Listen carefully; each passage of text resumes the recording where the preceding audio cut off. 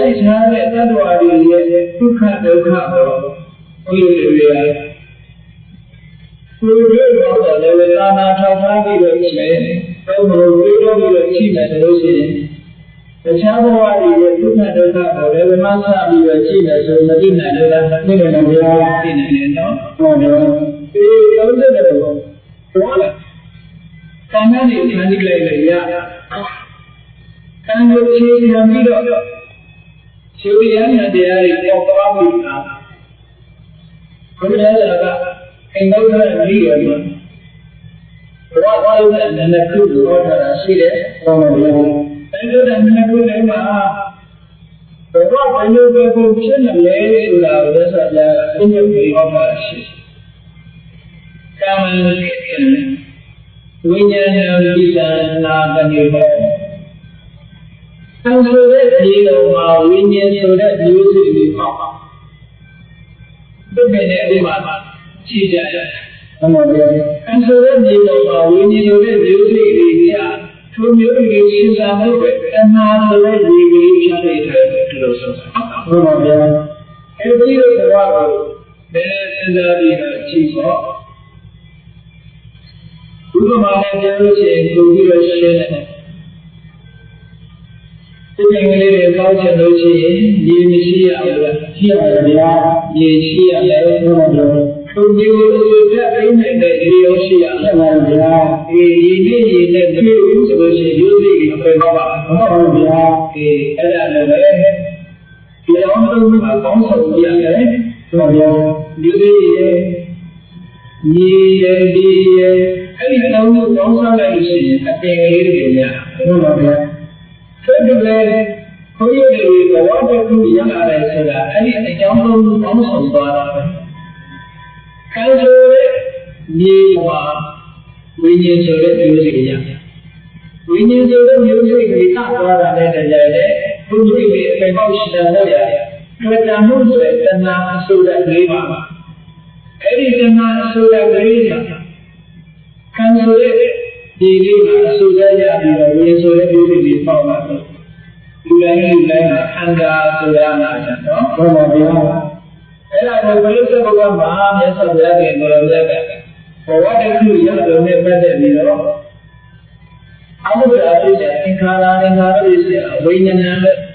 ဘဝနာရကိသင်္ခါရဆိုတာကံဒီနေရာမှာဥစ္စာဆိုရယ်မောဟဝတိကသာဟောပြီးမယ်လို့ကိလေသာစံတဲ့ကိလေသာတွေလည်းပါဝင်နိုင်တယ်။တဏှာဥပါဒသရဲ့ကိလေသာတွေလည်းပါဝင်ထားတာ။ဒီအဝိဇ္ဇာလိုကိလေသာသင်္ခါရဆိုတဲ့ကံတဲ့ကိလေသာအောင်းဆက်ပြီးတော့ထိုးတဲ့အခါကျတော့ဝိညာဉ်လက်ဆက်ပြိတ္တိမျိုးစိတ်လူမျိုးစိတ်တွေစတင်တာ။ဟုတ်တယ်။ဒီကိလေသာနဲ့မှာတဲ့ဒီစိတ်ဆိုတာဒီနေရာမှာဝိညာဉ်လို့ပြောတာနော်။ဘုရားပြောပမာစကားနဲ့တောင်းတယ်တဲ့တချို့နောက်ဝိညာဉ်ဆိုတာကိုလိပ်ပြာလို့ဆိုပြီးတော့သာဝရရဲ့အရာလေးတို့ဒီလိုရှင်းတတ်တယ်အဲ့ဒါကိုပြောရမှာမဟုတ်ဘူးအသိစိတ်လေးကိုပြောတာနော်ဘုရားပြောပရိသေစိတ်လေးကဒီကိရိယာနဲ့မှာဒီစိတ်လေးနဲ့ကြာဘုရားရဲ့စကားဒီလူသားတွေစတဲ့ပြီးတော့အဲဒီသားတော်စတဲ့ပြီးရှုပ်ဆောင်လာတဲ့ကိလေသာပညာရတဲ့အင်္ဂလိပ်လိုရှိတော့အဲ့လိုမျိုးမှာလည်းသူ့ရဲ့အင်္ဂလိပ်လိုဘုရားရှင်တွေလိုရှိလို့ရဒီအဲဒီကလူဖြစ်လာတဲ့ဆိုတာဘယ်လိုလုပ်တော့မှာလဲဒီကိစ္စမှာဒီလိုမျိုးပေါ်လာတော့သင်္ခါရဉာဏ်ဒီလိုစိတ်ကကြောင်းပေါ်လာလို့ဆိုရင်အဝိဇ္ဇာရဲ့ကိစ္စသင်္ခါရဆိုတဲ့ကံအဲဒီမျိုးပြည့်တဲ့ကောင်းစားပြီးတော့အပ္ပန္နကြီးရဲ့ဒီလိုဝိညာဉ်မျိုးတွေတွေပါတယ်ဒီလိုမျိုးပေါ်တဲ့အခါကျတော့ဒီလိုပြီးတော့ဒီလိုဖြစ်လာတဲ့စိတ်ရဲ့အခြေအနေတွေဆိုတာကအဲ့ဒါကိုရရတော့ပေါ့ဟုတ်တယ်ဒီလိုပေါ်လာတဲ့အချိန်မှာဒီရာဒီစိတ်နဲ့ကျူးချတဲ့ဒီလိုရှိတယ်အဲ့ဒါလည်းဒီအဲ့ဒါရေးကြည့်ဆိုတာစိတ်ကရှင်ပေါင်းတဲ့ရှိတယ်ဆိုတော့အဲ့ဒါကိုပေါင်းတဲ့တက်ရှိတယ်အချင်းကိုရတယ်ဆိုလို့ရှိရင်ရုပ်ရုပ်တက်တဲ့ဆိုတော့အမှားလေးခုရှိရှိအချင်းကြီးအောင်ပြီးတော့အမှားကိုရတဲ့အဲ့ဒါပြောလို့ရှိရင်အချင်းကြီးဆိုတာပြောတယ်ပါတဲ့ဒီရမီရတဲ့ပြောလေးကတော့အာရုံစီဒီလိုသိနေတဲ့တော့ဒီလိုဘုရားရဲ့ဒီဘာရလို့ဘုရားဒုစရတာအဲဒီမှာလို့ဒီလိုအခြေစံပြီးသုံးပါးလို့ဒီကမှာရှိတယ်ဒီလိုရတဲ့အင်းအရရှိတယ်အနန္တလို့ရတဲ့အန်းရှိတယ်အဲဒီဒီလိုရတာရှိတယ်။အော်ခြားလို့ဖြစ်သွားနေတဲ့ဩဃာတရှိတယ်မဟာဗုဒ္ဓရဲ့မာဝီဝတိပြီးတော့နေတဲ့ ရေလို့ရတယ်ပါလေလက်ရှိလို့ရတယ်ပါလေတရားလို့ရတယ်ပါလေဒီကောင်းတယ်ဒီလိုကောင်းတဲ့ကရုပ်ရှိလို့ရှိတယ်ဒီအဲ့ဒီရုပ်ရှိဆိုမှာအဲ့ဒါဒီလိုလို့ပဲအဲ့ဒီဒီရဲ့ဒီရဲ့ပါလေအဲ့ဒီဒီလိုဆိုတာလည်းလည်းလို့ရှိရင်ဘယ်တူဖြစ်သွားလဲကိုဖြစ်သွားတယ်အဲ့ဒီမှာအနာရဲ့အခြေခံတဲ့ကာယကတာအဖြစ်ရပြီးတဲ့သဘောဆိုရင်အဲ့ဒီဒီကာယကတာကြီးထိုက်လိုက်ရှိဟုတ်ပါဘူးအဲ့ဒီဝေဒနာလေးရဲ့ဒီလုံးလေးကိုခဏကကိုယ်ကိုထောက်လိုက်လို့ရှိရင်ဘုရားယန္တာဆိုတဲ့အရာကသိချင်တဲ့ဘုရားပါလို့ဟုတ်ကဲ့ဘုရားအဲ့ဒီအခြေခံလေးကလည်းဒီလိုခုနဲ့သိပြီးတော့လာတာဆိုတော့သူ့ကိုသူထဲတယ်လို့ရှိရင်သူကလည်းအဲ့လိုပဲပြောနေတယ်သူကအခုမိတယ်စုလေးတယ်။အော်ကောင်းနေတဲ့ခါကျတော့ကာယပဒါလို့အခြေခံရတာအဲ့ဒါကိုလည်းနာမည်ကိုအခြေခံရတာဆက်လို့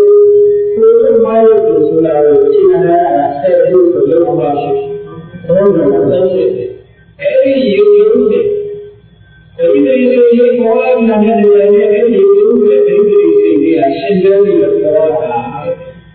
ဒီလိုနဲ့တော့ဖြစ်စားအဲ့ဒါကိုလည်းလောကပါဝိညာဏပစ္စယနာမရူပံပြောတော့ဘာကြောင့်စိတ်တွေပေါ်လာတဲ့နာနဲ့ဒီခုပေါ်လာတယ်အဲ့လိုမျိုးဒီခုပေါ်လာတဲ့အရှိဒီဒီလိုမျိုးဒီလိုကြီးပြောရတဲ့ရတာနိုင်လို့ပါပြီးတော့ပေါ်လာတယ်ဓမ္မံကလလံမောဒီကလလာဟောဒီကလံအာရုံရာဒီဒီနေတဲ့ဒီရောခဏရာမလယဒီဒီမရောမာနထာပိစာဘုရားရဲ့အင်းဒီလိုလို့ဒီဘုရားရဲ့မှာဘဝကအမှုစားအားရဆိုတာဒီနော်ဒါရောအဲ့မှာအမှန်တော့အမှန်တန်တဲ့ပေါ်တဲ့ဒီချစ်တဲ့ကလလရေးကြည့်ရအဲ့ဒီတော့ရေးကြည့်ရတဲ့ပတ်ချလာတဲ့အခါတော့ချင်းချင်းပြောတာကလလဟာဒီသာပိတာမြုပ်ကြီးတွေဖြစ်အဲ့ဒီမြုပ်ကြီးတွေကတပတ်ချလာတဲ့အခါကျတော့ပေတိဆိုတဲ့အာဖြစ်ကြီးတွေဖြစ်တယ်ဒါကဒီပေတိကနေတော့တပတ်ချလာတဲ့အခါကျတော့ဘုရားလည်းဆိုတဲ့ဆရာရဲ့မှာမှာပြင်ဖြစ်တယ်ဒါဒီလိုလည်းမကြောက်ရဘူးနော်ဟုတ်ပါဘူးအဲ့ဒီကနေဒီသက်သာတဲ့ဒုက္ခရဲ့အခါကျတော့အဲ့ဒီခဏဆိုတဲ့ဒုက္ခကိုခုကလာလို့ပေါ်လာရဲ့ခဏအားရလို့ခေါ်တယ်အခုလိုလာတော့ခုတည်းကဘာလို့ကျန်တဲ့ဒုက္ခကလည်းပဲနောက်ဘုဒ္ဓကိုရှင်းရမယ်အားလုံးပါလို့အမိမအားရတာချောင်းလို့ဖြစ်ဟုတ်ကဲ့ဆရာကဘုရားကမြတ်ပါလို့ဆောင်းလို့ပြောတယ်။မာလူပြီးတော့ဒီကိလေသာနဲ့မှာတရားလို့သာတဲ့ဣမနောက်ပိုင်းကျဒုတော်တော်ပါတယ်။အဲလိုပြိဿတော့ကပါပါလား။ဝိညာဏပစ္စယနာမရူပံဒီလိုပြောလာတဲ့အခါကျတော့ဉာဏ်နဲ့ယုတ်ကြည်ဖြစ်သွားတာဉာဏ်နဲ့ဒုက္ခဖြစ်သွားတဲ့အခါကျဘာရောလာတော့ယုတ်ကြည်ကြီးပေါ်လာတယ်နားကြီးပေါ်လာတယ်နှာခေါင်းပေါ်လာတယ်တရားကြီးပေါ်လာတယ်ဟုတ်ပါဘူးအဲ့တော့မျက်စိနဲ့တော့တရားကိုဆိုတဲ့တရားကိုစိတ်ကိုခေါ်တဲ့အာယုန်ဒီနဲ့ဆက်သွယ်လို့ရတဲ့ဒီရဲ့ခန္ဓာတော့စုံစမ်းပေါ်လာလို့ဆိုတဲ့အာယုန်ခံစားတဲ့အင်္ဂါရည်ပေါ်အဲ့ဒါကိုပါဠိကိုသာအာယေတနာနာမရူပဖြစ်ရသာအာယေတနာဟုတ်ကဲ့ဟုတ်ပါပြီ။အဲ့ဒီဒီပြောလာတဲ့အခါကျတော့ဒီလိုအာယုံကိုရယူတဲ့အင်္ဂါရည်ပေါ်အဲ့ဒီအင်္ဂါရည်ပေါ်လာလို့လူတို့ဤသာတော်ကြီးဆိုတဲ့အခါကျတော့မျက်စိကလေးဒီအာယုံနဲ့ရှိတာသက်သက်တော့တာပဲ။အေးမျက်စိရှိတဲ့ဒီဘက်ကမြင်ကြရတယ်မြင်လာတယ်။နားနဲ့အတန်နဲ့ဆက်ပြီးတော့လာပါဟုတ်လားနှာခေါင်းနဲ့အနံ့နဲ့ဆက်ပြီးတော့လာပါဟုတ်လားတရားနဲ့တရားကပြောပါလို့ဆက်ဆက်လာတယ်ခန္ဓာကိုယ်နဲ့အရှိအကြီးတွေပြောပါလို့ဆက်ဆက်လာတယ်မျက်စိနဲ့နားလေးကိုသုံးချရတဲ့ဒီတိုင်းစိတ်ကူးစိတ်ကန်းဆိုတာတွေပေါ်လာပါဟုတ်လားဒီအဲ့ဒါ ကိုသာနာရဏဖြစ်เสียဘောမြတ်စွာဘုရားဟောဒီလိုပါလို့မြတ်အာယုန်နဲ့ဆက်သွယ်တဲ့နာပါလို့မြတ်အာယုန်နဲ့ဆက်သွယ်တယ်အဲဒီဆက်သွယ်လာတာကိုပဲအာယုန်နဲ့ထိနေတာကိုသတ်တာဒီလိုပါဟုတ်တယ်ဆက်လာတယ်အဲဒီလိုဆက်သွယ်လာတဲ့အခါကျတော့ရှင်းတယ်ခံရလို့ဆိုတော့ဒီလိုမျိုးအတ္တဖြစ်เสียဖြစ်တယ်ယင်နဲ့ကောင်းတယ်ဘာမှမဆိုတာမသိဘူးဆိုတော့မျက်စိကအာရုံကိုမြင်လိုက်လို့ရှိရင်သူ့အာရုံလေးကအတွေ့အကြုံကြီးရတယ်ခံစားမှာခံစားရတဲ့အတွေ့အကြုံလေးကိုပြောရတော့ဘုရားမြန်မာလူမျိုးတွေကဝေဒနာလို့ဆိုရရင်လောကလုံးမှတ်နေတာရှိသေးတယ်အဲ့ဒါကိုပြောတာကဝေဒနာဆိုရင်မှအာရုံရဲ့သဘာဝတွေ့ရှိသွားတာခံစားပြီးသွားတာဆိုလို့ဒီခံစားတာဘယ်လိုဖြစ်လဲပြောလို့လက်ပါရအမှုတွေပြင်လိုက်တဲ့အခါကျတော့အမှန်လိုက်ဆိုတဲ့အတိအကျကောင်းတာဒါမှမဟုတ်ဘူး။လာတဲ့ကျေကျေလေး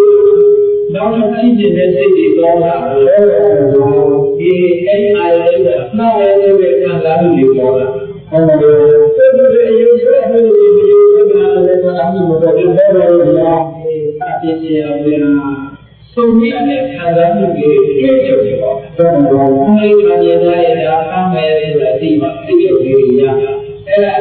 အတွင်းကြုံရတဲ့ဒီမြင်ရတာဆိုမရဘူးဒီလိုကလာတယ်ဒီလိုကဖြစ်တဲ့အခါအဲ့ဒီအတွင်းကြုံနေရတဲ့အခါကျကောင်းတဲ့အတွေ့အကြုံတွေဆိုရင်ဒါလည်းထပ်ပြီးတော့လုပ်နေတယ်ဆိုတော့ဒါကောင်းတဲ့ထပ်လို့ရတာတဏှာဖြစ်တယ်။ကောင်းတာတွေ့ကြတဲ့အခါကျတော့လည်းမကောင်းတာတော့မလေးဘူးတော့ကောင်းတာဆိုမတတ်တာဘူးလား။အဲ့ဒါလည်းမလို့အဲ့ဒါကြောင့်ကောင်းတာတွေ့တဲ့အခါလည်းကောင်းတာကိုဝိညာဉ်နဲ့တဲ့ဝိညာဉ်ဖြစ်เสียတဲ့နာလာပြန်ရော။ပရိသတ်တော်ကပုံပေါ်ရတဲ့သူဟုတ်ကဲ့ဘယ်လိုလဲရောရှင်းရှင်းလေးပြောမယ်ဆိုလို့ရှိရင်တရားစကားနဲ့ပြောတယ်လို့အဲ့ဒါမှဆိုရင်ဒီကသူ့ဒီနေ့သူ့ဒီနေ့ဆိုတာသာသနာဖြစ်နေတယ်ကိုယ်ကလည်းအတိအကျပြောတာလားဘယ်လိုလဲအဲ့ဒီကိုယ်ကလည်းဆိုတဲ့မှာအော်ဂန်လေးဆိုတဲ့အင်္ဂါရက်တွေပြောတာလားအဲ့ဒီအင်္ဂါရက်တွေပြောတာဒီကြောင့်ဒီဘက်ကအာယုံတွေနဲ့ဆက်သွယ်လို့ဒီပါလို့ဒီဘက်ကအာယုံကိုကြည့်လာတယ်နားပါလို့ဒီကအန်လေးနားထောင်လာတယ်ဟုတ်ကဲ့အဲ့ဒီဆက်သွယ်လာတဲ့အခါကျတော့အတွေ့အကြုံတွေရပါတယ်အတွေ့အကြုံတွေရတဲ့အခါကျတော့လူချင်းချင်းဆွေးနွေးတဲ့အခါပေါ်လာတယ်ဟုတ်တယ်အဲ့ဒါလိုညစွာကြလိမ့်တဲ့ဘုရားမှာပေါ်လာတဏှာလိစီယဝိရဏလိစီယတဏှာလိစီယဥပါဒနာလူကြီးကလည်းဆွေးနွေးလာတဲ့အခါကျတော့ဥပါဒနာလိစီယဟောဘာလို့ဒီဆောက်လာကြလဲဟုတ်လားဟုတ်တယ်ဟောဘာလို့လဲအဲ့ဒါဟောဒီဆောက်လာပြီလို့ဆိုတဲ့အခါမှာဖြစ်ဘဝရှိလာတဲ့ဘာရှိတယ်ဆိုရင်ဘဝဖြစ်စီရင်ဇာတိဖြစ်မှုရှိနေတာပဲဖြစ်မှုရှိလာရင်နောက်ကဘာတွေဆက်လိုက်လာတော့ဆိုရင်ဇာတိဖြစ်စီရာသရာမရဏဒုလာသေရာဟောဆက်လိုက်တာဒီကြောင့်ဘာတွေလာလို့ဆိုရင်သောကဆိုရရတယ်ပြိတိဝဝရတယ်အဲ့ဒါခန္ဓာကိုယ်ရှင်းမှုတွေကြုံရတယ်ဓမ္မတစိတ်ဉာဏ်တွေကြုံရတယ်ဥပါယတာစိတ်ရုံးအဲ့ဒါကြောင့်ဒီမင်းရဲ့ဒေါသတွေဖြစ်ရတယ်ဆိုတာကိုပေါ်လာတာဟောတာရှိနိုင်တယ်ဆိုလို့ရှိရင်ရတာတွေကဘာရတယ်ဆိုရင်ဒုက္ခသက်သက်ကိုရမှာဘုရားဆက်ဆက်ဟောနော်အဲ့ဒါတွေကအဲ့ဒါကိုဘာလို့လို့ဘုရားဘုရားနဲ့ရှိတဲ့ဒီလေးတွေဘောဆိုတဲ့အဲ့ဒါဆိုတော့ဘုရားတို့ဒီဘာသာနဲ့ဒါလို့နော်ဟုတ်ပါဗျာပရိသတ်တွေကသူတို့ရဲ့ဒီလိုခန္ဓာဒီလိုဘဝရတာလည်းဒါလို့ရတယ်ဟုတ်ပါဗျာစိတ်ဓာတ်တွေရတာလည်းဒါလည်းရတယ်ကိုယ်ဖြစ်တဲ့နတ်တွေဘာတွေရတယ်ဒါလည်းရတော့ဗျာဟောပါဆိုတာဒါလိုလိုတာရတယ်ဒီလိုများများတရားနဲ့ရှိနေဆိုလို့ရှိရင်ဘုရားဟာ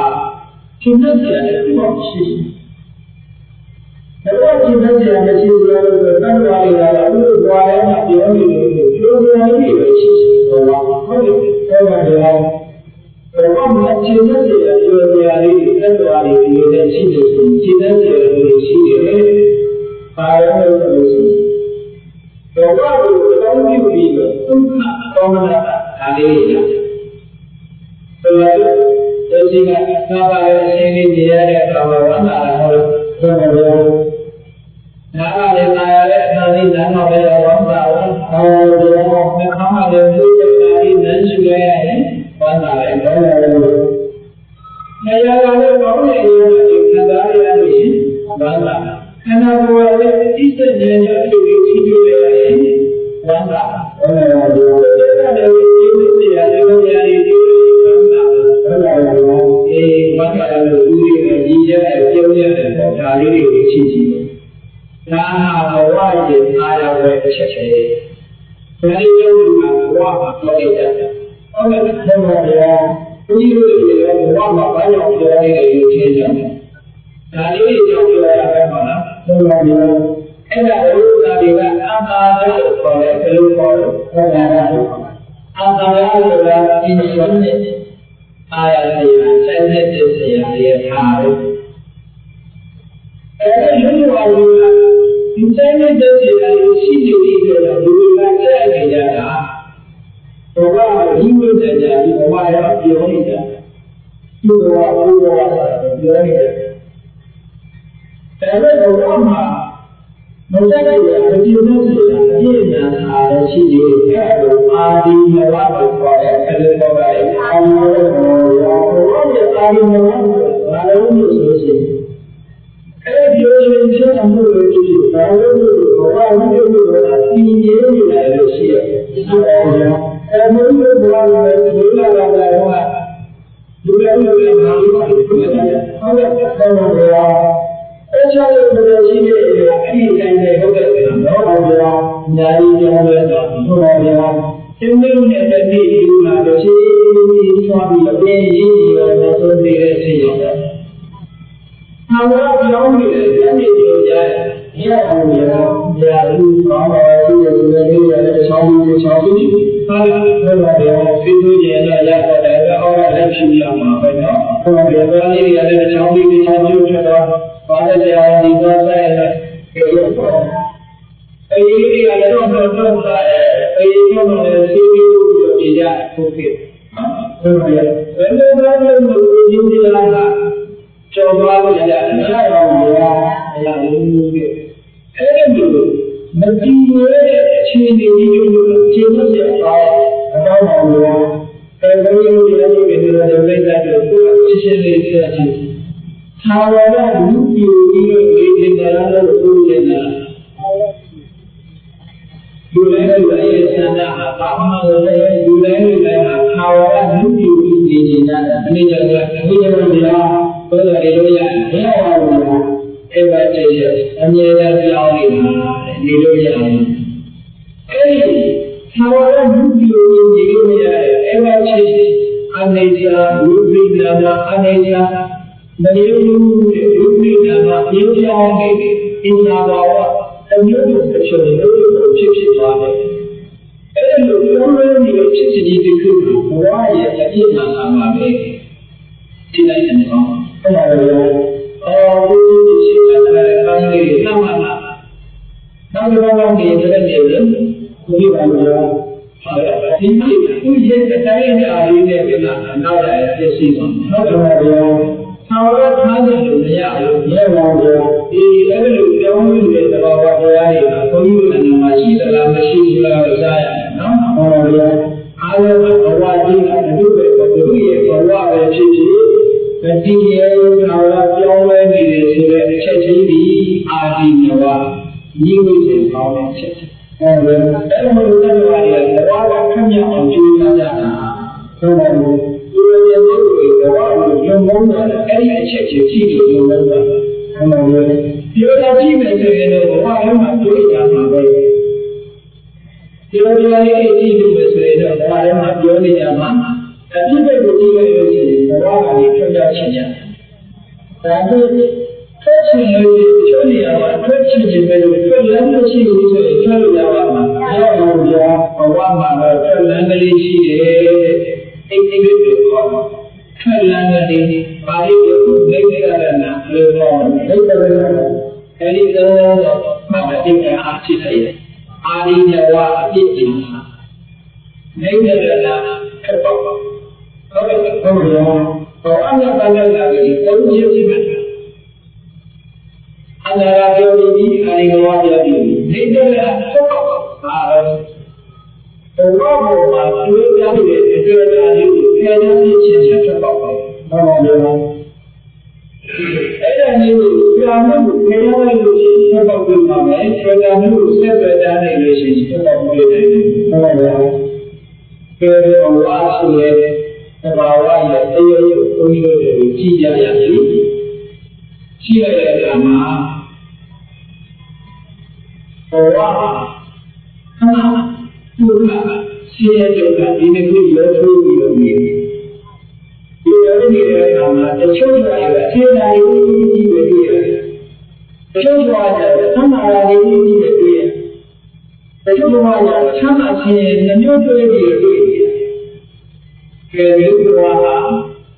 ဆာလည်းတွေ့ရတယ်ဆဲလည်းတွေ့ရတယ်တွေ့ရတယ်။ဒီမှာလည်းဒီတမန်လေးရောလို့ဆိုပြီးတော့ကောင်းကင်လို့ဆိုပြီးခန္ဓာလို့ဆိုပြီးယောဂလို့ဆိုပြီးတော့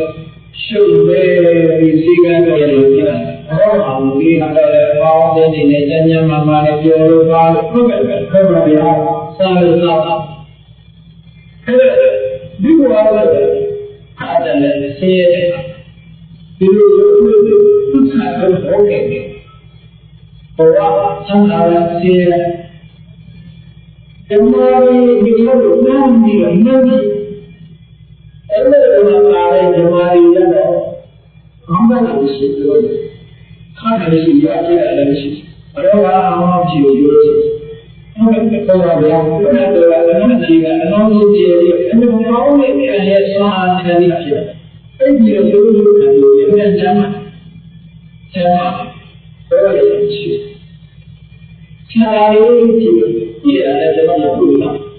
မတော်ခဏတဲ့ခါရတယ်ပြောနေတာတော့ပြောတယ်နတ်ပြည်နဲ့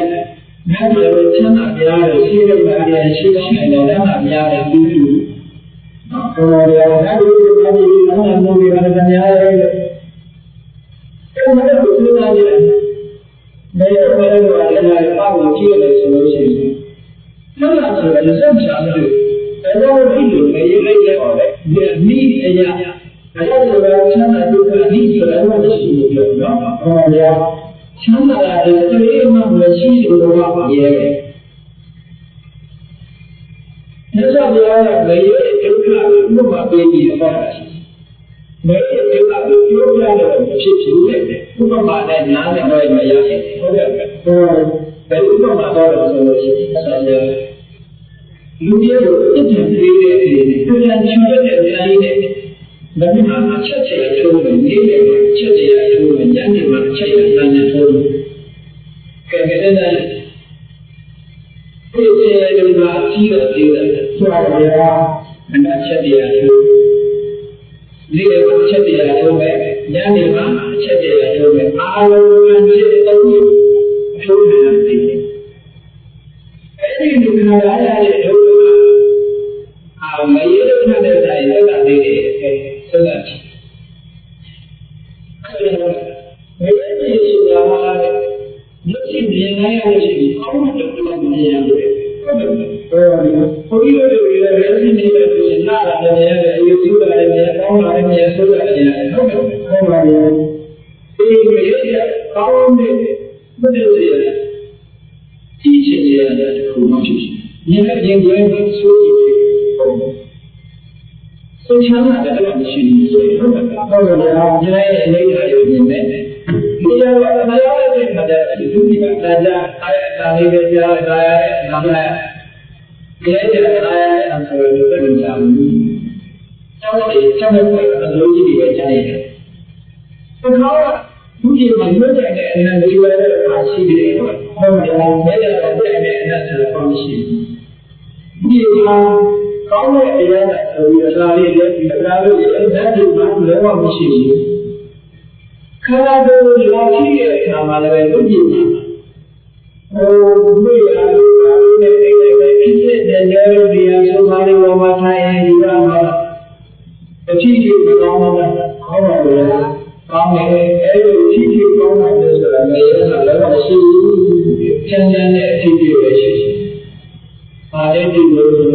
ခွေးတွေငရဲဆိုတာမိကြီးရဲ့မှာလမ်းလျှောက်ပြီးသူ့လောက်ခံရတာမှာဝါကြီးမှာလမ်းလျှောက်နေရတယ်လို့ဆူဆူပေါ်မှာအိတ်နေရတယ်လို့ပဲကောင်းတဲ့တရားတွေဆိုတာလည်းရှိတယ်ဟုတ်ကဲ့ဟုတ်ပါပါဒီငရဲကအဲ့တော့ဒီရှိတယ်ဟုတ်ပါအဲ့ဒီဒုက္ခဒုက္ခဘဝတည်းကိုရလာတဲ့အခါမှာအမျိုးအစားခံစားနေရတာဘာကြောင့်လဲသက်ဆိုင်ရာအကြောင်းတရားတွေရှိအဲ့ဒီဆိုင်ရာအကြောင်းတရားတွေဒီလိုမျိုးဒီကိုယ်လုံးတဲ့အကြောင်းတရားတွေမှန်နေကြတဲ့အကြောင်းတရားတွေရဲ့သူ့လိုပုံမှာခံပြီးတော့ဒီမှာဆင်းရဲအကျိုးတွေချမ်းသာရှိအဲ့တော့ဘဝတစ်ခုမှာအစင်းတဲ့လူတွေဒီမှာလည်းဆိုလို့ပြောရမယ်။ဘယ်လိုလဲဆဲတဲ့ခိုင်လာလို့ပြီးတော့ချမ်းသာတဲ့ထောင်ရချမ်းသာတဲ့ဓမ္မတော်ပါပဲနေကြတယ်ဆိုရင်နေလို့ရဘူးလား။ဒါမှမဟုတ်ဒီဓမ္မတော်ပါနေကြတယ်ဆိုလို့ရှိရင်အမှန်ချက်ချက်တဲ့ခုကိုပေါက်ရောက်အောင်ချက်ချက်လို့ဆိုတော့အဲ့ဒီဓမ္မရင်းတဲ့လူကိုရှင်းလို့ပေါက်ရောက်အောင်သွားပြီဆိုလို့ရှိရင်ဓမ္မပြည်မှာချမ်းသာတာရမှာပဲဖြစ်တယ်။ဟုတ်တယ်။ဆဲရတာကိနေတယ်။ဟုတ်တယ်။ဓမ္မတော်ကိုဒီလိုကောင်းမှုပိုင်းပိုင်းနဲ့လုပ်မယ်ဆိုလို့ရှိရင်လည်းနတ်ပြည်နတ်ချမ်းသာခံစားနေရမှာပဲ။ဟုတ်တယ်။အဲ့ဒီနတ်ပြည်နတ်ချမ်းသာဆိုတာလူချမ်းသာနဲ့တိုင်းတာလို့တော့မရဘူး။လူချမ်းသာဟာနတ်ချမ်းသာနဲ့စားလိုက်လို့ရှိရင်ဘာမှပြောလို့တဲ့အနေအထားရှိတော့မဟုတ်တော့ဘူး။ဟုတ်တယ်။ဟုတ်တယ်။ချမ်းသာလို့တော့ဘာနိုင်တဲ့အနေအထားမျိုးရှိတယ်။လူချမ်းသာတော့ပြောလူတွေကပြောနေတာကဲဘုန်းကြီးတွေကိုယ်ရည်တွေတည်းတဲ့ရှိကိုယ်အိမ်မှာနေရတဲ့ကိုယ်ရည်ဒီကောင်ကဆောင်းတရားကြီးကြီးကိုအိမ်ကြီးကိုရှင်းလာတဲ့အရာတွေတောင်းစားပြောနေကြတယ်ဟောတယ်ပါဗျာအဲ့ဒီချမ်းသာမျိုးခံစားရတယ်အပေါ်တော့လူတွေကြတဲ့ချမ်းသာမျိုးချမ်းသာတယ်လို့ထည့်ရတယ်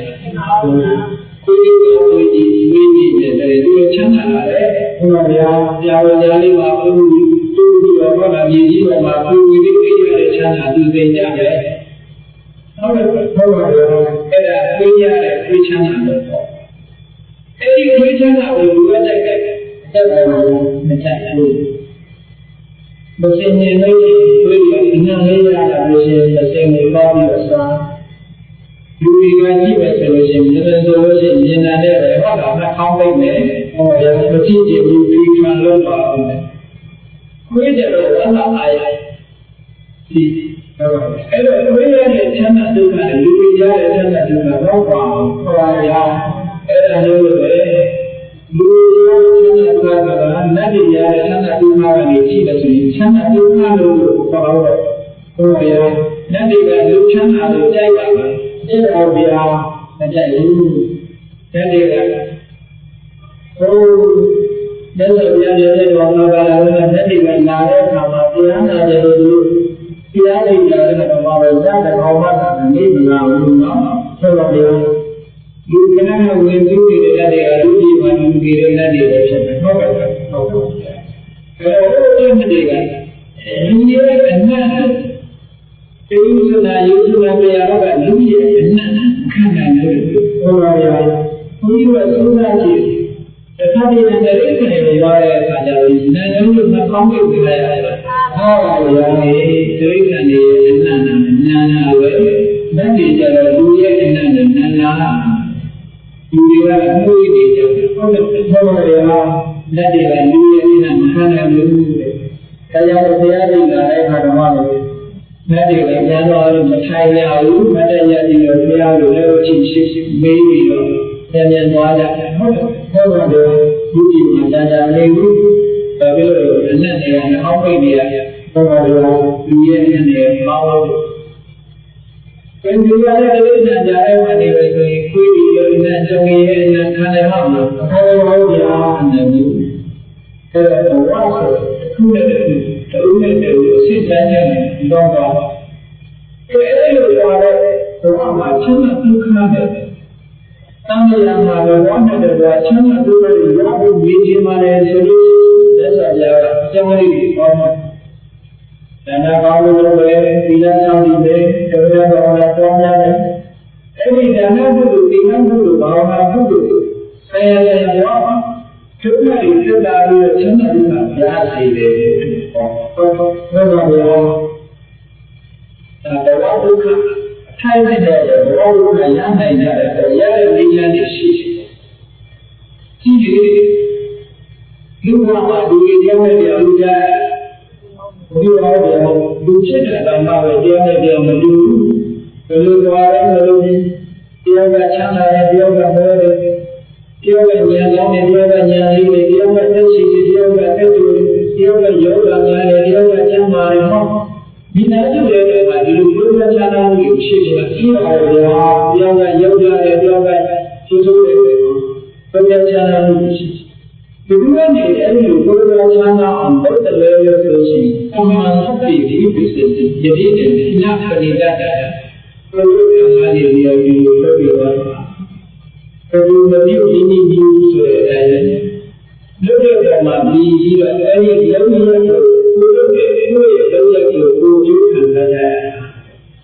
后来呢，还有高的，就这样看咱这方面教练的人员来说啊，既主要的口里面教的如果嘛，你把这个人都没有信心，如果那个的，这个有高年的，感觉高年的，而且怎么样，咱都也就是那个口。这个国家的强大人民，原强大经验，好了没有？在那方面，一都还有年轻的，大家也是那个，好了没有？还有大人的，口子里面全家人的，老人没得，好了没有？口子里面有天地人的，这就是强大经验，他们来好了，他们在那口子里面啊，都是嘛的，对。这个也是人的这个把那个讲话的在细节内的，讲话的在细节内的，如果你的艺术上面有这样的，就是拿来强大的，工作人员的纪律，现在嘛的在来纪律这个艺术的，艺术上面啊，就是你接下来的如果艺术艺术上，反正没有看到嘛，高级蛮多的人。如果你说在这边旅游嘛，旅游在这西南来看的，这个那种的呀，那河南的呀，这个看起来高阳的话，要钱的，旅游是那是好的呀。这个旅游的嘛，会有经济收入的，这个话，前年妈妈在西边，我也在那里旅游，这个看的都有钱收入些。这个去做这那个江边新的那个时候，也说的江边旅游好像是，江边旅游的话，那么这大家有机有的比较样的，有机有是的些，有机我没去过的。我们有机会做的话，阿布都都是阿布就看那样的，看那看看一有气啊，有气就的话，看到没有？有气就嘛，没气就是有嘛有现在的说是，看到一就没有气就做的另外就是生活往后不看，而且那种来说的这里我们呀。有一样的，如果我这如果你不帮我的年龄，不帮我的年龄，不帮我的年龄不帮我安排半夜，就没细水不帮我这个都在这里，对吧？这毛问题不帮我了，不帮我回家的厉害的，大家不帮我们都也交给你，好了。这个规则的体系，我讲的这个有蛮高的，就看样嘛，把它手上的品质，可以看下来的。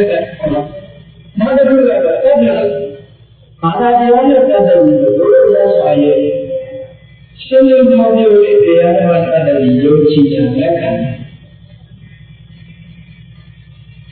တာတွေကောင်းတာဖြစ်တယ်မကောင်းတာတွေမကောင်းတာဖြစ်တယ်။အနေနဲ့လည်းမှာကျေရူကလည်းရတဲ့အကြောင်းရည်တွေရှိတယ်။ဆက်နေပြီးရရတဲ့အကြောင်းရည်တွေရှိတယ်လို့ကိုယ်တို့ရဲ့မျက်စိတရားရဲ့အသိဉာဏ်ကိုမယုံကြည်ဘူးဆိုရင်ဘုရားလည်းအားအောင်ပါ။ဘောတော်တော်ဗျာနောက်တော့စဉ်းစားကြည့်ပြီးကိုယ်မယုံကြည်တဲ့လူရဲ့စကားကိုလူနားထောင်တာရှိလို့ရှိအောင်ဗျာမရှိဘူး။ဆိုတော့အဲ့လိုနားထောင်တယ်ဆိုတာယုံကြည်မှုရှိရတယ်ဟုတ်တယ်ဘောတော်ဗျာအဲ့ဒါတို့ယုံကြည်မှုဆိုတာလည်းကိုယ်လေးကမြတ်တဲ့ပုဂ္ဂိုလ်ရဲ့စကားကိုယုံကြည်တယ်ယုံကြည်မှလူကလိုက်နိုင်တယ်မယုံကြည်ရင်လည်းဘူးအဲဒါကြောင့်ဒုတိယပြောတဲ့အခါမှာဘုရားမြတ်စွာရဲ့အမှုဉာဏ်တော်မှာလက်ခံယုံကြည်မှုဆိုတဲ့တဏ္ဍာရှိတယ်အဲဒီတဏ္ဍာကျွန်တော်တွေလိုက်တာမကောင်းဘူးမြတ်စွာဘုရားကပြောတယ်မကောင်းဘူးအကုသိုလ်ဆိုရင်ရှောင်ရမယ်ကုသိုလ်ဆိုတာလုပ်ရမယ်ဒီလိုပြောတာအဲဒါကိုယုံကြည်ပြီးဆိုတာနဲ့တည်းရဲ့အဲ့ဒီပုဂ္ဂိုလ်ကအောင်းတာရှောင်လဲကောင်းတာကိုလုပ်တယ်ဟုတ်ပါဘူးလားအဲ့ဒါဒီသတ္တဝါတွေကကောင်းတဲ့အခြေအနေတွေကိုတန်ပြီးသိနေကြရှိတယ်။သတ္တဝါတွေရဲ့အခြေခံတရားရှိအောင်လည်းဒါနဲ့ဒီတစ်ခုလုံးနဲ့ဖြစ်တာမဟုတ်ဘူးနော်။ဟုတ်ပါရဲ့။ဘုရားရှိတဲ့ဥစ္စာတွေကြောင့်အခြားနေများလို့ရှိကြည့်လို့ကျမ်းမာလို့ဒီလိုကတော့ဘုရားရောက်လို့ဆိုတဲ့လူရဲ့လူရင်းနာလေးချက်ကိုကြည့်ရလို့အဲ့ဒါဆိုတာရှိလို့ရဲ့အခြေခံအားဟုတ်ပါရဲ့။အဲ့လိုဘုရားကြီးကျိုးယုံကြည်ခြင်းမြတ်စွာဘုရားရဲ့အသိဉာဏ်နဲ့ယုံကြည်ခြင်းလို့ဆိုတဲ့တတ်တာရှိလာပြီဆိုလို့ရှိရင်ဘာရှိလာတော့ဒီနာကိုချင်းတရားအောင်ကိုချင်းတရားအောင်လို့ပဲဟုတ်ပါဘူးကိုချင်းတရားဆိုတဲ့အဓိက၅ပါးတည်ကိုချင်းတရားနဲ့ပတ်သက်ပြီးတော့မြတ်စွာဘုရားကဘယ်လိုရအောင်လို့ပြပြတာဝါရိတသီလလို့ဟုတ်ပါဘူးလွတ်ရမယ်လို့ပြောတာကစာရိတ္တခိတမလွတ်ရဘူးဆိုတာရှောင်ရမယ်ရရမယ်ဆိုတာကိုပြောတော့ဟုတ်ပါဘူးညတဲ့သူများဥစ္စာမပြောရဘူးလောဘသားများမပြင်းမရဘူးလိမ်ပြီးတော့မပြောရဘူးမြေစုဝါရဲ့ဒေသမသာစားရဘူးဆိုတဲ့မလွတ်ရဘူးဆိုနော်ဟုတ်ပါဘူးအဲကြောင့်မလွတ်ဘူးလို့ပြောဆိုကြဟောတယ်လို့ရည်ဆိုးကျိုးရရမယ်မိကိုမကင်လို့ပြောလို့ရှိရင်မိကိုကင်ကြည့်မှာဖြစ်ခုပါလို့ရလောင်ပါတော့ရဆုံးလို့ရဒီမှာကင်လောင်ပါတော့ဟုတ်ပါဘူးလောင်ခံလိုက်ရလို့ရှိရင်ဒုက္ခမြောက်ပြီလားဟုတ်ပါဘူးဗျာဒီလက်ဆောင်ရတဲ့ဒီ၅ပါးသိလမ်းနဲ့ပတ်သက်ပြီးမလုပ်ရဘူးတားပေးထားတာမလုပ်ရဘူးလို့ပြောတာဆိုးကျိုးရရမှာဆိုရင်လို့လက်မဲ့ဆိုရင်ဆိုလို့မှာဆိုတော့ပါဏာတိပါဒဒုညတဲ့တရားရုပ်လို့ဆိုတာကိုတောင်းလို့လက်ဒီလိုလည်းတရိပ်ကလူချုံမှကျွတ်တဲ့ဒီနေ့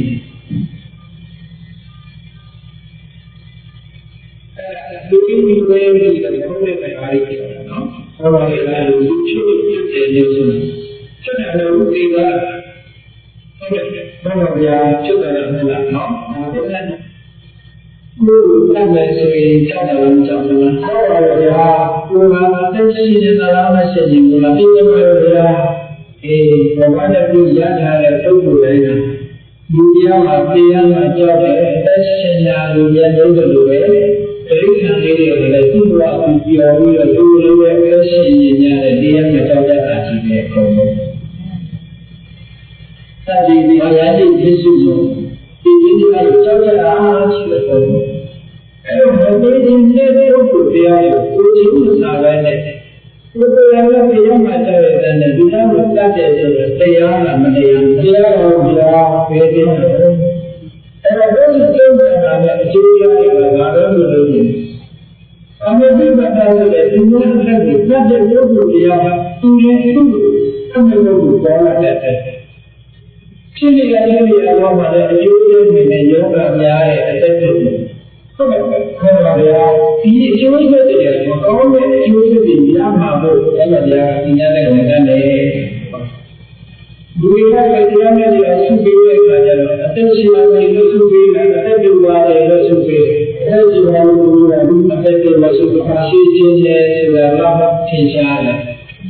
လက်ရှိကြတဲ့ကျမ်းမာကြပါနေနဲ့ပြီးတော့ဆုဆွေးတယ်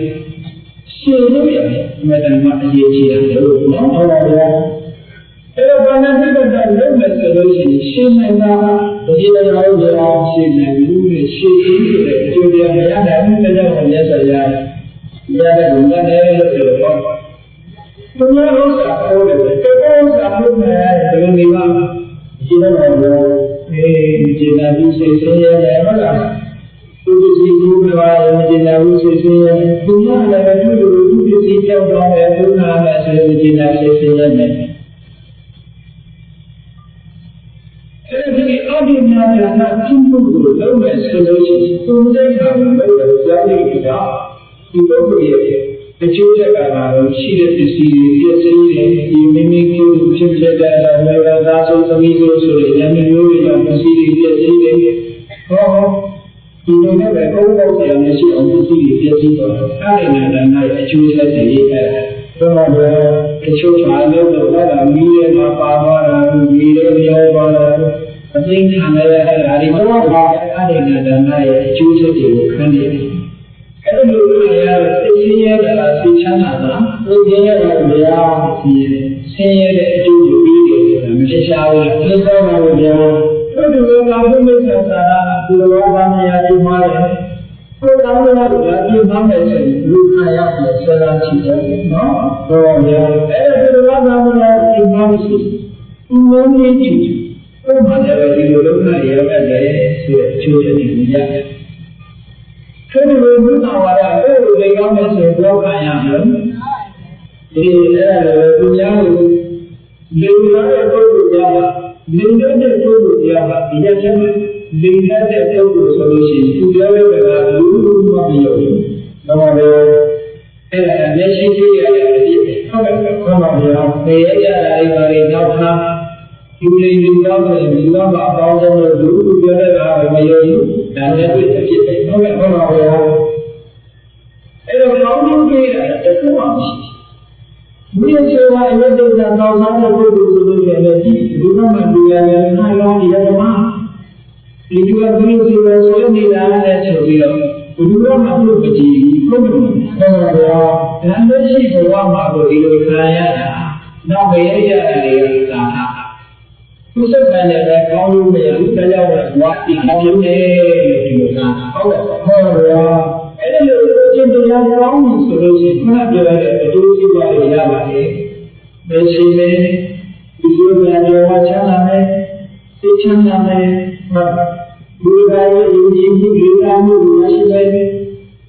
အယူဝနာမှုဖြစ်ပြီးဘုရားလူသားရဲ့ပုဂ္ဂိုလ်ဖြစ်တယ်ဟောဘာမှဒီလားဆောင်လိုက်လို့ဒီလိုအကျိုးတရားရနိုင်တယ်အဲ့ဒါကိုဘုရားတန်းနိုင်တယ်အဲ့ဒါကိုသက္ကာဆိုတဲ့ယုံကြည်ချက်ရှိရမယ်သီလဆိုတဲ့ကိုယ်ကျင့်တရားနဲ့ပြည့်စုံပါမယ်နောက်တစ်ခုဘာလို့လဲဆိုသာသနာ့ရဲ့ဆုံးဖြတ်ဖြစ်ရတယ်ဟောတော့ဒီလိုကောင်းရှိရလို့ရှိရင်ဒီလိုမျိုးကြပြီးရွှေ့ကြရတယ်အဲ့လိုတော့ဘာသာမျိုးတော့ဘူးတူတယောက်ရဲ့တော့ဘာသာသူများကိုနှောက်ပြီးတော့မပေးချင်တယ်လို့သိစိရမယ်ပေါ့နော်ဟုတ်ပါဗျာကိုယ်တော်ရဲ့ခံစားတဲ့ပုဂ္ဂိုလ်တရားမှာစဉ်းစားကြည့်ဖို့ကိုယ်ရတဲ့ခွင့်ယူကိုယ်လိုခံစားမယ်ဆိုရင်တဲ့ပုဂ္ဂိုလ်တွေကရှင်းရတယ်ရှင်းတယ်ဒီတော့သူနဲ့ရအောင်ခံစားရသူ့အကြောင်းတဲ့ရှိကိုတဲ့ပုဂ္ဂိုလ်တွေကဝိုင်းဝန်းပြီးဆောင်ရွက်ပါမယ်အဲ့ဒါကိုဆောင်းရပြီးတော့လူတော်ကဆုတ်ဆက်ရပြီးအပြင်းနဲ့နေကြတာအနည်းဆုံးအိမ်မှာမိသားစုနဲ့နေတယ်ဆိုတော့မိသားစုတွေလည်းအဲ့လိုမျိုးဒီဆိုရတဲ့အရှိအားလုံးကတန်းတူညီမျှဆွေးရှိတဲ့ပစ္စည်းကိုထုတ်လို့ရင်းနေတဲ့ဒါနအာဝိပါကလို့ဆိုတာပြည့်စုံရတယ်ဒီစရိယလည်းမရှိရဘူးလို့ပြောတယ်ပါဠိညာရတာအားလုံးနဲ့ညှပ်ပြီးတော့စားရတဲ့အနေအထားမျိုးအိမ်မှာဘာလဲဟုတ်လားကိုယ်ရောက်တဲ့ဒီလိုကောင်းသွားလို့ရှိရင်တဲ့ပုဂ္ဂိုလ်ရဲ့စိတ်ဓာတ်ကမရှိတော့တာမျိုးဒီနေရာကိုကောင်းတဲ့နာရီပြည့်စုံလို့ဆိုတဲ့အချက်မှာစာရအမှန်ဆုံးလို့ညှပ်ထားလို့ဆိုရရှိရမယ်နောက်တစ်ခုကဘာလဲဆိုအရေးကြီးတယ်ပညာတံ္ဍရာပညာဆိုရင်ဘယ်လိုချာချာသိတာပ ညာတော့ဒီမှာရတယ်သူကဖိတ်ချပြီးလို့ပြီးလို့အိမ်မှာမလုံးတဲ့ဖိတ်ချပြီးတော့ပြင်နေလူရောကမှာလုံးတဲ့ညာတွေရှိတယ်လို့မလုံးတဲ့ညာတွေရောရှိတယ်ရှိရတယ်အဲ့ဒါနဲ့တော့အိမ်ကိုလို့ရှိရင်လူကျတဲ့ဆက်တယ်ဆိုရင်မလုံးတဲ့ညာတွေကိုလုံးလိုက်တယ်လုံးတဲ့ညာတွေကိုလို့မလုံးတဲ့ညာတွေကိုလည်းပြဿနာတက်တယ်လုံးတဲ့ညာကိုလုံးနေတယ်ပြဿနာတက်တယ်ဟုတ်ပါဗျာအဲ့လိုလုံးတဲ့မလုံးတဲ့ကိုပြချပြီးတဲ့ပညာဆိုတာမရှိလို့ရှိရင်လုံးပညာတွေကဒီလိုဘယ်ပဲချော်တယ်လို့ဖြစ်နေပြီဖြစ်ပါဘူးဗျာဒီအဲ့လိုပညာဆိုတာလည်းဒီမှာပြည့်ချိတယ်။ပေါင်းလိုက်တဲ့တတ်တာယုံကြည်မှုရှိရဒီကအခုချင်းတရားပြည့်စုံတယ်စာကဆုံးလို့ပြချမှုဒီအနိဋ္ဌာခံမှုဆုံးလို့ရှိရမယ်ပညာအတိတ်ဉာဏ်ဉာဏ်ရှိရတယ်။အဲဒီအခြေအနေကောင်းလေးရပြောတာကဒီဆောက်ထားနိုင်ပြီဆိုလို့ရှိရင်လူ့ဘဝချမ်းသာနေလို့ရပါတယ်။ပြောတော့ဘဝပြည်ကိုကျော်လန်းတဲ့အခါမှာချမ်းသာဒုက္ခရနိုင်တယ်။ဟောဆရာအကြောင်းတရားတွေရှိဟုတ်ကဲ့ဟုတ်ပါဘူး။အဲဒီအကျဉ်းချမ်းတဲ့ကုသိုလ်ကောင်းမှုတွေကိုဆောင်းလို့ဒါနကောင်းမှုကိုဒီလိုလုပ်ရင်ဘဝကြီးမှာခံရနိုင်တယ်။ဒီလိုစီလာတွေကြော်လို့ရှိရမှာရှိရတယ်ဆိုတာမရှိဘူး။ဒီလိုရှိတဲ့လူတွေရောအပြင်းနဲ့ကျမ်းမာတဲ့ရှိတယ်။ဘာဝနာဆိုကုသိုလ်ကောင်းမှုလုပ်တယ်ဆိုလို့ရှိရင်အပြင်းနဲ့ကြော်ရမယ်။အပြင်းနဲ့ကြော်ရပြီးတဲ့ကြောင့်လုပ်တဲ့ဘုရားရှင်ခံစားရတဲ့ဆိုတဲ့ကျမ်းစာကြီးဒီကြောင့်မလုပ်တဲ့နာကိုရှောင်နေလုပ်တဲ့နာကိုလုပ်တယ်ဆိုတော့ဘဝကြီးမစုကြည်လားဘုရားဘဝကြီးမှာအစစ်တည်းသွားနိုင်တယ်။ဘဝထဲမှာအစစ်တည်းနေလို့ရတဲ့နိလန်းတွေကိုလက်ဆောင်တာဟောဟုတ်ကဲ့ဘုရားဘဝကြီးကကဲအခုလိုအစဉ်ပြေပါလိမ့်အစဉ်ပြေဘဝကြီးတို့ဒီလိုပြီးတော့ရှင်းပြအောင်လုပ်ချင်ပါတယ်လို့ဆိုလို့ရှိရင်ဘဝကံတဲ့ဒီလိုရှင်းပြအောင်လုပ်လို့မရှိတော့ဘူးဘဝရဲ့မကျင့်တဲ့စီဘာလို့ဆိုထာဝရပြောင်းလဲနေတဲ့တရားကြီးတွေမကျင့်တဲ့စီဟုတ်ကဲ့ဟုတ်ပါဘူးဓမ္မဘဝနဲ့သူ့တဲ့တန်းလို့ရှိရင်မလေးဘူးသူ့ရဲ့ဘဝနဲ့ဒီရဲ့ဒီလိုထာဝရပဲဆိုတော့ဘုရားဝင်ဒီနေ့လို့ရမှာမဟုတ်ဘူး။ဘယ်နဲ့ဒီတဲ့ဘုရားမှာဒီလိုလားဖြစ်နေရှင်းနေမရှိ။လက်ခံချမ်းသာတွေအမှန်လို့ဘုရားရဲ့လူချမ်းသာဆိုတာတဲ့ဘုရားရဲ့ဘုရားချမ်းသာဆိုတာလည်းဘုရားရဲ့ဘုရားချမ်းသာဆိုတာလည်းရှင်ရဲ့တဲ့ဘုရားဒီလိုကတော့မြေနောက်ဆုံးမှာဘုရားရဲ့ဘုရားကနောက်ဆုံးပြည့်စုံတဲ့ရှင်းရတဲ့ကိုကျော်လွှမ်းနိုင်တဲ့ပုဂ္ဂိုလ်မျိုးရှိဟုတ်ကဲ့ဘုရားဗျာဒီလိုတော့ဖြစ်ဖြစ်ရှင်းရတဲ့ရှိပါတယ်ဘုရားရဲ့နာရဲ့ဒီဒီလိုတော့ဘုရားရဲ့ဒီဆိုရင်ဘယ်လိုမှရှင်းနိုင်နိုင်ရှိ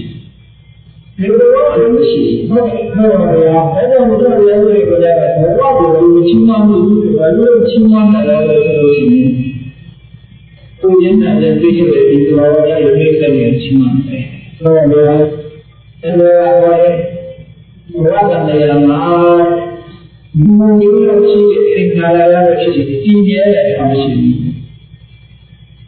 ခံရတော့ဘုရားအကောင်းကြီးရတယ်။ဒီတော့ကိုသူအောင်ဒီစုထားလို့လည်းတော့ဆိုကြပြူကြတာဒီပဲပြူကြတဲ့ဘဝရှိရလားမရှိဘူးဗျာဒီမရှိဘူးဘဝကြီးကိုဘုရားချက်သိပြီးတော့ချုပ်ရင်းသွားတယ်လိမ့်တယ်ဆိုတဲ့အခါကျမှသူပြောတဲ့ဖြည့်ရှင်းတဲ့နေရာဆင်းရဲတဲ့ကားတွေတော့ဘုရားဗျာဘဝထဲမှာတော့ဘုရားကပြောတယ်လို့ချမ်းသာနေလို့ရတာဆိုရတဲ့အတိုင်းအတာတစ်ခုရတယ်အတိုင်းအတာတစ်ခုကြည့်အောင်ရတယ်လို့နောက်ဆုံးတော့ဆင်းရဲပဲဆုံးရတယ်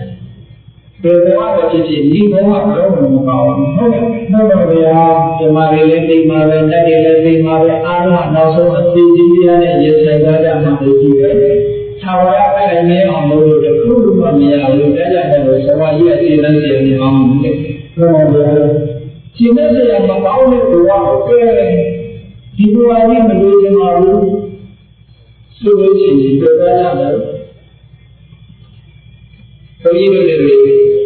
မရှာတဲ့နေလားအဲ့ဒါမှလည်းဒီလူတော်ကပါဒီမျိုးမကောင်းတဲ့ဘုံမျိုးပြောင်းနေဒီနေမှာတော့ဘုံနဲ့ပြောင်းနေပြီဒီနိုင်ငံတော့ဘုံနိုင်ငံပြောင်းနေပြီရလားဘုံနိုင်ငံတော့ဒီနိုင်ငံပြောင်းဘုံတော့ဒီပြောင်းဘုံပြောင်းဒီပြောင်းနေကြတယ်ဟုတ်ရဲ့ကဲဘဝမှာတော့ဘဝရဲ့ဒီဘဝမှာတော့ဘဝပြောင်းနေရတာပဲတွေ့ပါပဲဟုတ်ကဲ့ဆက်ပါဗျာနောက်ဆုံးမှာကျော်တဲ့ခံရတဲ့ချမ်းသာဆိုရဘဝရဲ့ရှာလို့ရဘူးလေဘဝရဲ့ရှာလို့ရတဲ့လက်ဆက်ပြားကဘဝကနေပြတ်သွားတဲ့နေနေမှာလည်းထာဝရခံရတဲ့ချမ်းသာရတာဟုတ်ပါဗျာကဲအဲ့ဒီနေနေဆိုတာကဘဝရဲ့အလုံးချိုးရင်းရောဆိုတော့ဘဝမှာဘာနဲ့ဖွဲ့စည်းထားလို့ဆိုရုပ်နဲ့နာနဲ့ဖွဲ့စည်းထားဘုရားကရုပ်ရှိတဲ့ဖွဲ့စည်းထားတာရှိတယ်နာမ်ရှိတဲ့ဖွဲ့စည်းထားတာရှိတယ်အခြေခံအားဖြင့်ရုပ်နဲ့နာမ်မျိုးဖွဲ့စည်းထားတဲ့ဒီဘဝဒီကျုပ်တို့မှာဖြစ်နေကြရတော့ဒီဉာဏ်နဲ့သိခြင်းဆိုဖြစ်ခြင်းနဲ့ဆင်ဆိုင်ရမှာရှိတယ်ဟုတ်ကဲ့ဟုတ်ပါဗျာအဲ့ဒီရုပ်နဲ့ဒီအားလုံးချုပ်ရင်းသွားတာဒါနဲ့အဖြစ်လည်းရသွားပြီးတော့အကြောင်းတရားတွေပြုမှုချုပ်ရင်းသွားခြင်းနေတာလေအခုပြောတဲ့ဥစ္စာနဲ့သိခြင်းကနေဘုံကြောင့်လည်းဒီကံရှိတယ်တခြားရှိတယ်ဟုတ်ပါဘူးကဲအဲ့ဒီလိုတော့ဒီလိုနေပါလို့လူချင်းပါလို့ဆိုရင်ကြားတဲ့ကြပြီးတော့ပြိတ္တတို့ထပ်ပေါက်လို့လို့ရှာတယ်ဒီအမှန်မသိဘူးဆိုတဲ့အဝိဇ္ဇာရှိနေတဲ့ညာသင်္ခါရဆိုတဲ့ကံတရားတွေကိုလုံးနေကြမှာပဲသင်္ခါရဆိုတဲ့ကံတရားတွေလုံးနေတဲ့ညာဝိညာဉ်ဆိုတဲ့မျိုးစိတ်တွေကြာလာပြီးတော့နာယုဆိုတာတွေတိုးလာပြီးအောက်ရနာဆိုတဲ့ပေါ်ကနေပေါ်လာတဲ့အခါကျတော့စက်တွေမျိုးဆိုတဲ့ခန္ဓာတွေခံစားမှုဆိုတဲ့ဝေဒနာတွေအတွေ့အကြုံဆိုတဲ့သနာဆိုတဲ့တွေ့လာမှုပြန်လာနေမှာပဲအမြဲတမ်းဟုတ်ပါဗျာကဲဒါနဲ့ဒါတွေကိုတော့မလုပ်ချင်တော့ဘူးလို့ဆိုလို့ရှိရင်ဘာသာအရေးကြီးဆုံးလို့ဆိုလို့ရှိရင်အမှန်တိအောင်လို့အရေးကြီးဆုံးပဲဒါကြောင့်မို့ဘယ်ကိစ္စမှာရသစာသမာဓိရှိကိုအရင်ဆုံးဟောတာလေဟုတ်ပါဗျာသမာဓိဆိုတာဒီအမှန်တမ်းမြင်အောင်ကြိုးစားတာလို့ပြောတယ်ဘုရားလူတွေကအမှန်တမ်းမမြင်ဘူးအဝိဇ္ဇာကနေပုံပေါ်လာတာကိုတောင်းမြင်တယ်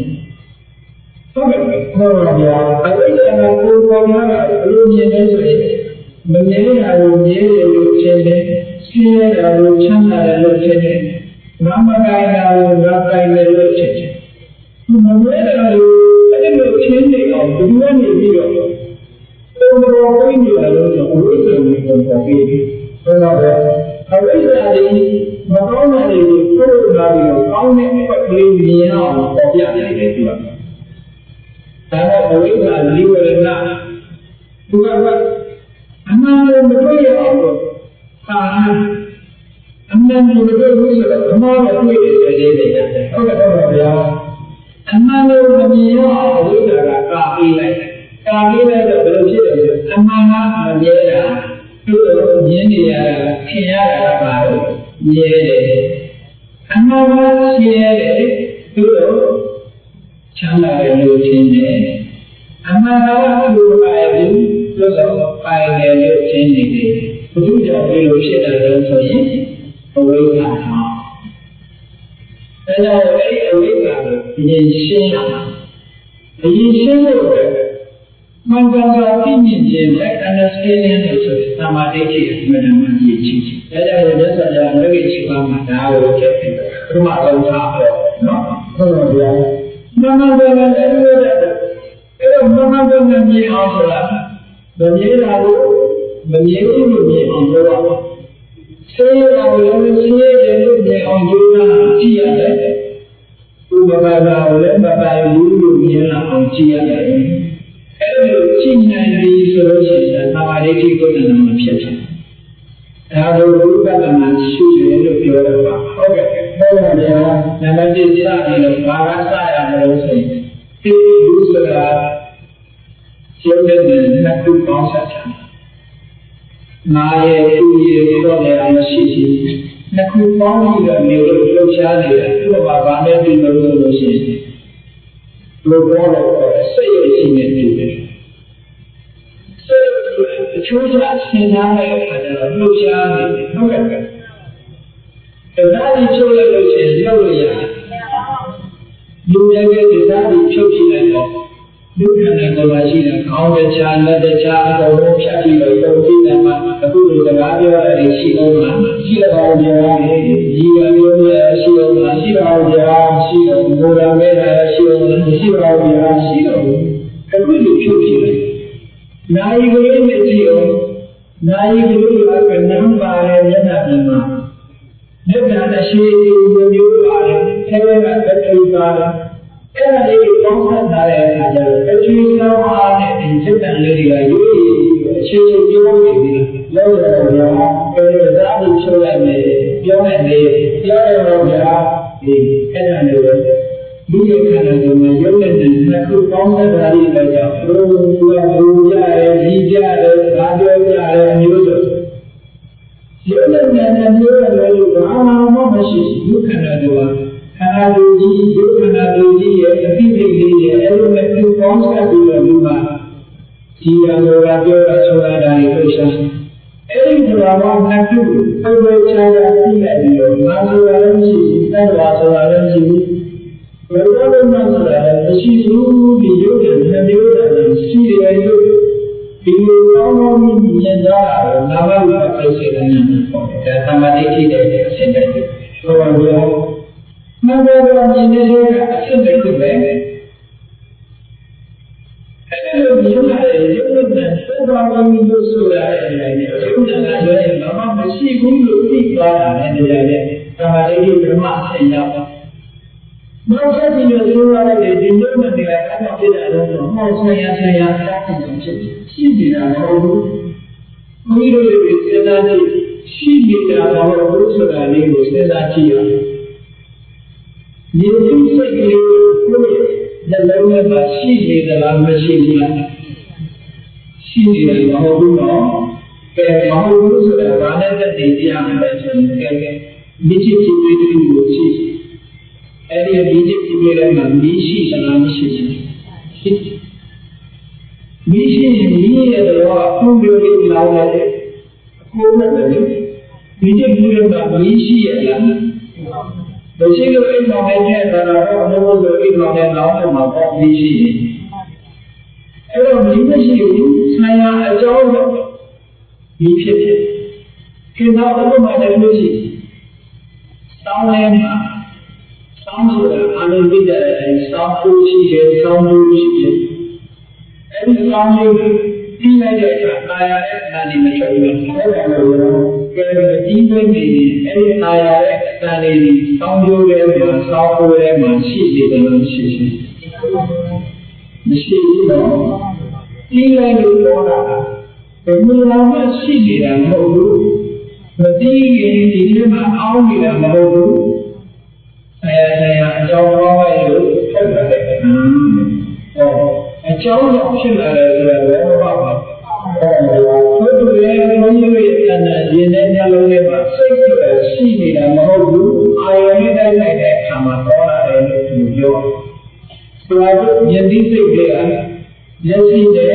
ဆင်းအာယုန်တစ်ခုနဲ့တိုက်ဆိုင်လိုက်တဲ့အခါမှာယတိစိတ်တွေပေါ်လာတယ်နားနဲ့အသံနဲ့တိုက်ဆိုင်တဲ့အခါမှာကြားသိစိတ်တွေပေါ်လာတယ်ဒီဘာအနာမတရားတွေနဲ့နှာခေါင်းကနေပြီးတော့ဉာဏ်သိစိတ်ပေါ်လာတယ်တော့ပေါ်ဘူးအနံ့ကလေးနဲ့နှာခေါင်းနဲ့တိုက်တဲ့အခါကျတော့မဲ့ဘာလို့နာလိုက်တာနဲ့ဖြစ်ပြလာလဲဖြစ်ရတော့ဗျာအဲ့ဒါကြောင့်ဆရာအကြောင်းတရားလေးကြောင့်ပေါ်လာတယ်လို့အဲ့လိုအကြောင်းလေးကိုတော့ကြားပြီးတော့သိတာကိုသိစေတဲ့ကံဉာဏ်လို့ခေါ်တယ်ဖြစ်လာအဲ့ဒီသိစေတဲ့ကံဉာဏ်ကြောင့်အကြောင်းသိလာတာဒါသမာဓိဖြစ်တဲ့ဒုတိယအဆင့်ဖြစ်တာနော်ဟုတ်ပါဗျာအဲ့လိုဘုရားကံမြင်မှဟုတ်လားဘောရရဲ့ချက်တော့နေတယ်ဆိုတော့ရောက်နိုင်တယ်ဒီလိုဘောရချက်တော့ကိုရလို့ရတယ်မှန်မှန်ကန်ကန်မြင်အောင်လို့အမှဒိဋ္ဌိနဲ့မှန်မှန်ကန်ကန်မြင်လိုက်ရင်ပထမရုပ်နဲ့ကိုသိတယ်နော်အကြောင်းတရားတွေကိုသိတယ် နောက်ကြတော့မမြဲတဲ့ဘောလေးကိုကြည့်ပါမမြဲတဲ့ဘောလေးကိုကြည့်လာတဲ့အခါကျမမြဲဘူးဆိုတော့မကောင်းဘူးလို့ကြည့်လာတဲ့လည်းမျိုးချင်းချင်းရှိသေးတယ်ရှိတော့ဗျာမျိုးချင်းချင်းမရှိတော့ဘူးဆိုရင်တွေ့တာနေသေးလားဘုရားဗျာမတွေ့ပါဘူးတဲ့ကြောင့်မျိုးချင်းချင်းမရှိတဲ့ကြောင့်ရာလို့ချိုးရတာရှိနိုင်တယ်မလားရှိတော့ဗျာမရှိနိုင်တော့ဘူးအဲ့ဆိုကြတာအဲ့ဒါကိုချင်းချက်ကြီးပြောတဲ့အခါကျတော့သမ္မာဓမ္မနိဗ္ဗာန်နာမရတနာမှန်ကန်တဲ့အတိုင်းရည်ရည်မှာနိဗ္ဗာန်ဘဝပေါ်မှာညီးဝေသွားခြင်းဆိုတဲ့အကျိုးတရားကိုရရတယ်။ဟုတ်ကဲ့ဘုရားဗျာအမှန်တရားနဲ့လည်းညီးဝေသွားပြီညီးဝေတယ်ဆိုတာအာရုံလို့မရတော့ဘူးခံစားခြင်းတော့မလို့ဆိုတော့ယုတ်တိဓာဝိရာကညီးဝေသွားတာအပေတာပြင်းပြခြင်းအကြောင်းလေးပဲပြင်းပြခြင်းဆိုတာရတယ်ဝိရာကဝိမုတ်တယ်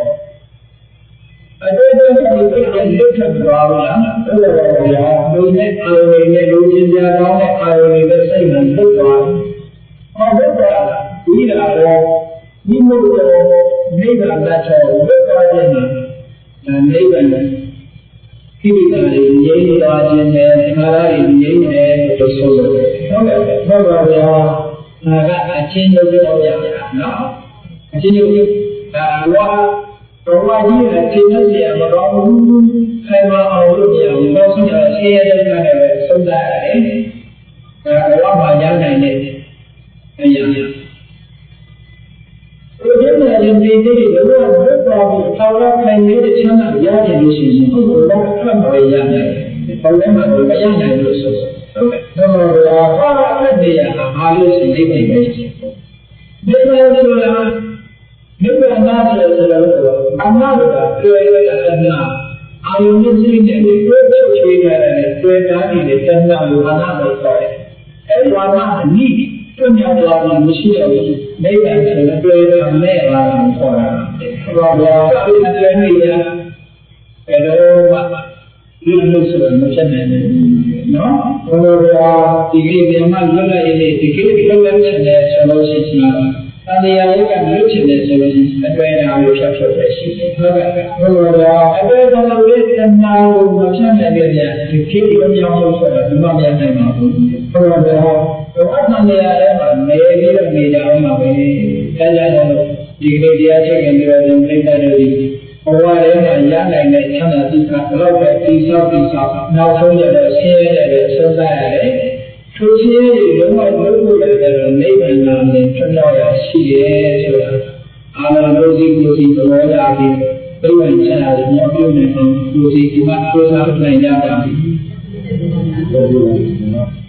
။ဒီလိုပဲဘာလဲဆိုရင်အရာကြီးဆုံးပါပြီအာရဏုပိတ္တပုရိတရားသိကြရအောင်လိုက်ဆို